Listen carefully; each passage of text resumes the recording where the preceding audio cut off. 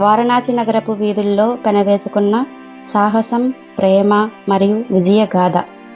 అనగనగా గంగానది తీరాన వెలిసిన వారణాసి నగరంలో భవానీ ప్రసాద్ అనే మహారాజు ఉండేవాడు.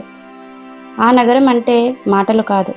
రాత్రివేళ గంగా ఘాట్ల మీద వెలిగే వేల కొలది దీపాలు, ఉదయాన పూజారుల శంఖారావాలు, సాయంత్రం మందిరాల్లో కమ్మని అగరబత్తి వాసన అన్నీ కలిసి ఆ నగరాన్ని స్వర్గంలో ఒక ముక్కలా మార్చేవి. భవానీ ప్రసాద్ అంటే సాధారణ రాజు కాదు, న్యాయానికి, ధర్మానికి పెట్టింది పేరు. ప్రజలు అతనిని తండ్రిలా ప్రేమించేవారు. శత్రువులు అతన్ని చూసి వణికేవారు. ఒక రాజుకి అవసరమైన అన్ని గుణాలు ఆ మహారాజులో నిండుగా ఉండేవి. ఆ మహారాజుకు 2 సంతానం. కొడుకు వీరభద్రుడు, కూతురు హేమలత. వీరభద్రుడంటే ఒక్క మాటలో చెప్పాలంటే పిడుగులాంటివాడు. మిన్ను విరిగి మీద పడినా జంకేవాడు కాదు. కత్తి విద్యలో, గుర్రపు స్వారీలో, శాస్త్ర చర్చలో అన్నిటిలో అతడే అగ్రగణ్యుడు. అయినా గర్వమన్నది మచ్చుకైనా లేదు. ప్రజలతో కలిసి నడిచేవాడు. పేదల కష్టం విన్నప్పుడు కళ్ళు చెమ్మగిల్లేవి. తండ్రికి అతడు కుడి చేయి లాంటివాడు. హేమలత అంటే వారణాసి నగరంలో చందమామ. ఆమె నవ్వితే పువ్వులు వికసించినట్టు అనిపించేది. పాట పాడితే నది ప్రవాహం ఆగిపోయి వినేదేమోనని అనిపించేది. 16 ఏళ్ల పడుచుతనం పువ్వులా వెలిగిపోతున్న ఆ రాజకుమారి వారణాసి కలలో పువ్వు. ప్రతి సంవత్సరం దసరా పండుగ నాటికి భవానీ ప్రసాద్ మహారాజు రాజ్యమంతటా పేరు మోసిన వేడుకను నిర్వహించేవాడు. దూర దేశాల నుంచి కళాకారులు, శిల్పులు, కవులు, నాట్యకారులు వస్తారు. తమ విద్యా నైపుణ్యాన్ని ప్రదర్శిస్తారు. మహారాజు అందరికీ తగిన సత్కారాలు, బహుమతులు ఇస్తారు. ఆ వేడుక చూడడానికి ప్రజలు మాసాల ముందు నుంచే ఎదురు చూస్తారు. ఉత్సవాల చివరి రోజు మిగతా శిల్పులంతా తమ అద్భుతమైన కళాఖండాలను ప్రదర్శించాక ఒక వృద్ధుడు మెల్లగా అడుగులు వేస్తూ దర్బార్లోకి వచ్చాడు. ఆయన పేరు రుద్రయ్య. రుద్రయ్య వయస్సు 80 దాటి ఉంటుంది. తన చేతిలో ఒక కొయ్య రథం పట్టుకుని వచ్చాడు. దర్బారులో ఉన్న శిల్పులంతా ఒకరి మొహం ఒకరు చూసుకున్నారు. ఏమిటి తాతయ్య, పిల్లల బొమ్మ తెచ్చావా అని ఒకరు వెక్కిరించారు. ఈ రథం చక్రాలైనా తిరుగుతాయా అని మరొకరు పకపకా నవ్వారు. అమ్మాయి పెళ్లికి కట్నంగా ఇవ్వు, పనికొస్తుంది అని మరొకరు హేళన చేశారు. రుద్రయ్య కళ్ళల్లో మెరుపు మెరిసింది. గొంతు బిగించి నిటారుగా నిల్చున్నాడు. మీకు అర్థమయ్యే శక్తి లేదు. నా రథాన్ని చూసి నవ్వుతున్నారు, కానీ మీ జీవితంలో ఇలాంటిది మీరు కలలో కూడా చూసి ఉండరు అన్నాడు గంభీరంగా.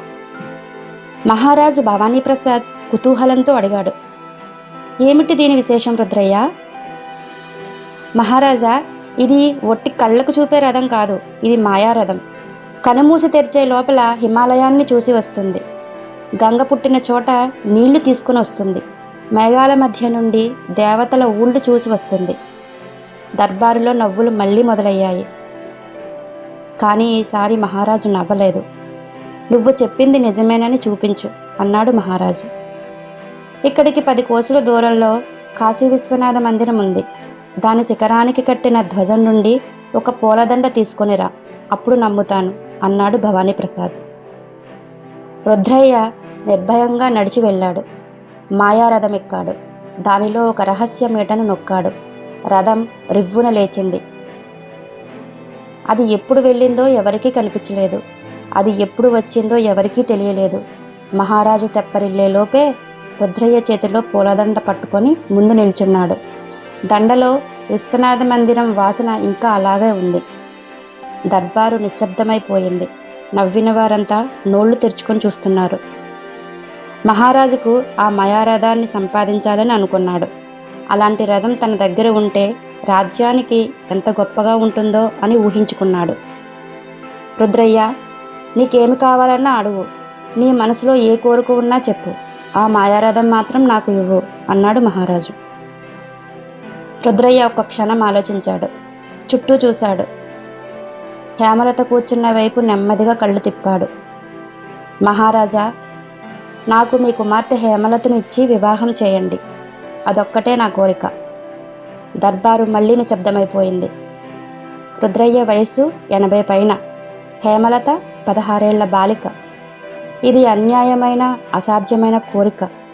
మహారాజు మొహం చిన్నబోయింది. ఏం జవాబు చెప్పాలో పాలుపోలేదు. అప్పుడు వీరభద్రుడు లేచాడు. నాన్నగారు, ఒక్క నిమిషం. ఈ రథం ముసలాయన మంత్రవిద్యతో నడిపాడో లేక నిజంగానే అందులో ఏదైనా శక్తి ఉందో తెలుసుకోకుండా మనం ఎలా నమ్మాలి? ఒకవేళ మిగతా వారెవరూ ఎక్కినా పోదేమో, నేను పరీక్షిస్తాను అన్నాడు. మహారాజు కంగారు పడ్డాడు. వద్దు వీరభద్ర, ఇది ప్రమాదం కావచ్చు. ప్రమాదం అంటే జంకే రాజకుమారుడు మన రాజ్యానికి పనికొస్తాడా నాన్న? అన్నాడు వీరభద్రుడు నవ్వుతూ. అందరూ చూస్తుండగా వీరభద్రుడు మాయారథం దగ్గరకు నడిచాడు. రథం ఎక్కాడు. రహస్యమేట వెతికి నొక్కాడు. రథం రివ్వున ఆకాశంలోకి లేచింది. మబ్బుల చాటున మాయమైంది. దర్బారులో నిశ్శబ్దం. మహారాజు గుండె ఆగినట్టయింది. వీరభద్రుడు మాయారథం మీద మేఘాల మీదుగా వాయువేగంతో పోసాగాడు. ఇక్కడి నుంచి తిరిగి వెళ్ళగలనా అన్న భయం పొడసూపింది. కానీ వీరభద్రుడు సాహసి. రథం యొక్క 2 చక్రాల మధ్య ఉన్న ఒక చిన్న లివర్ కనిపించింది. అది లాగాడు. రథం వేగం తగ్గింది. మెల్లగా మేఘాల్ని చీలుకుంటూ క్రిందికి దిగసాగింది. రాజస్థాన్ ఎడారి దాటింది. ఆకుపచ్చ మైదానాలు వచ్చాయి. ఒక భారీ నగరం కనిపించింది. ఆ నగరంలోనే అతిపెద్ద రాజ్మహల్ ఒకటి ఉంది. 7 అంతస్తుల హవేలీ. రథం అక్కడ వాలింది. వీరభద్రుడు హవేలీలోకి వెళ్ళాడు. ఒక హంసతూలిక తల్పం మీద ఒక రాకుమారి నిద్రపోతోంది. మెల్లగా దగ్గరికి వెళ్ళాడు. ఆమె జుట్టు మెల్లగా తాకాడు. రాజకుమారి కళ్ళు తెరిచింది. ఒక అపరిచిత యువకుడు ముందు నిల్చున్నాడు. భయం కలగలేదు. ఎందుకంటే అతని కళ్ళల్లో చెడు నీడ లేదు. నీవు ఎవరు? ఈ వేళ ఇక్కడికి ఎలా వచ్చావు అని అడిగింది నిదానంగా. వీరభద్రుడు అన్నీ చెప్పాడు. వారణాసి మహారాజు కొడుకని, మాయారథం మీద వచ్చానని, తప్పిపోయానని. రాజకుమారి పేరు చంద్రకళ. జైపూర్ మహారాజు ఏకైక కుమార్తె. ఆమె తెలివిగలది, ధైర్యవంతురాలు. ఇద్దరూ చాలాసేపు మాట్లాడారు. వారణాసి గురించి, జైపూర్ గురించి, ప్రేమ గురించి, జీవితం గురించి. నాతో వారణాసి వస్తావా అని అడిగాడు వీరభద్రుడు. చంద్రకళ ఒక్క క్షణం ఆలోచించింది. కొత్త నగరం, కొత్త జీవితం.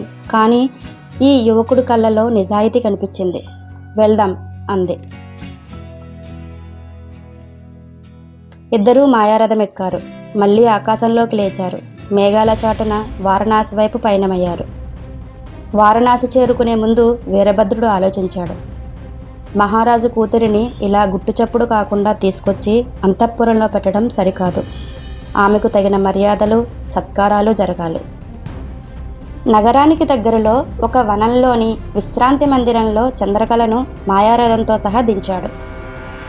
ఇక్కడే ఉండు, నేను ఏర్పాట్లు చేసి వస్తాను అని చెప్పి ఒంటరిగా రాజమందిరానికి నడిచాడు. మహారాజు భవానీప్రసాద్ కొడుకును చూడగానే పరిగెత్తుకుని వచ్చాడు. కళ్ళు చెమ్మగిల్లాయి. వారణాసి నగరమంతా సంతోషంలో మునిగింది. వెంటనే రుద్రయ్యను జైలు నుంచి విడుదల చేయించారు. ఇది విన్న రుద్రయ్య మనసులో ఏదో ఆలోచన మెదిలింది. అతనికి మాయారథం వదులుకోవడం ఇష్టం లేదు. అతనికి చంద్రకళ అందం అతనిలో లోభాన్ని రగిలించింది. రుద్రయ్య గుప్తంగా బయలుదేరాడు. విశ్రాంతి మందిరం చేరాడు. రాజకుమారి, నన్ను మహారాజు వారు పంపారు. మాయారథం మీద మీరు అంతఃపురానికి రావాల్సిందని చెప్పారు అన్నాడు వినయంగా. చంద్రకళ అనుమానించలేదు. వీరభద్రుడు అతన్ని పంపాడని నమ్మింది. రథం ఎక్కింది. రుద్రయ్య మాయారథం మీట నొక్కాడు. రథం రివ్వున ఆకాశంలోకి లేచిపోయింది. వీరభద్రుడికి మోసం అర్థమైంది. నేను పోతాను, ఎలాగైనా చంద్రకళను తీసుకుని వస్తాను అన్నాడు మహారాజుతో. వీరభద్రుడి ప్రయాణం సులభంగా లేదు. వారణాసి దాటాడు. చిట్టడవులు దాటాడు. ఎండలో నడిచాడు. వర్షంలో తడిచాడు. రాళ్ల దారిలో కాళ్ళు గాయపరుచుకున్నాడు.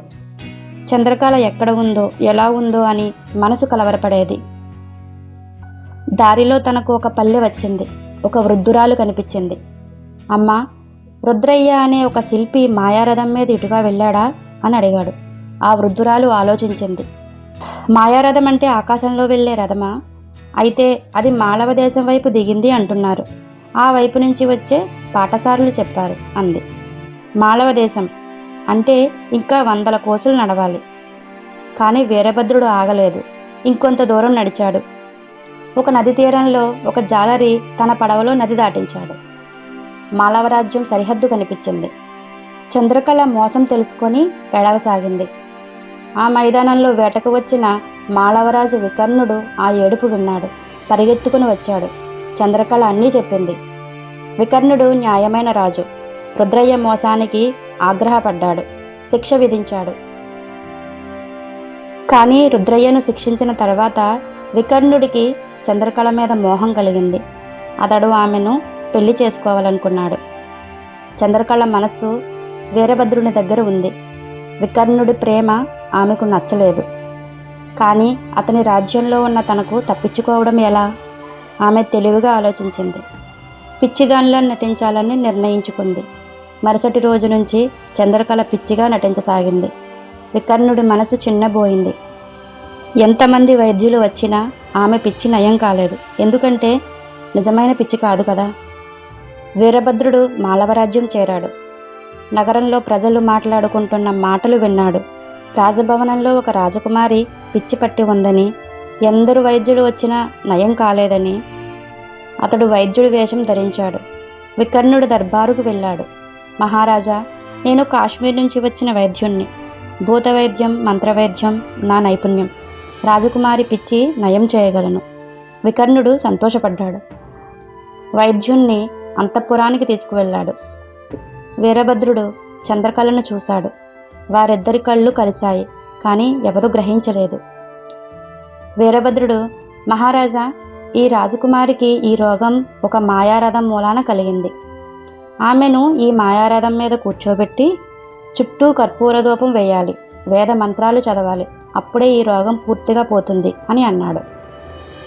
అదృష్టవశాత్తు మా దగ్గర ఒక మాయారథం ఉంది, దానితో చికిత్స చెయ్యి అన్నాడు వికర్ణుడు. వీరభద్రుడు మనసులో సంతోషపడ్డాడు. చంద్రకళను మాయారథం మీద కూర్చోబెట్టారు. చుట్టూ దట్టంగా కర్పూర దీపం వేయించాడు.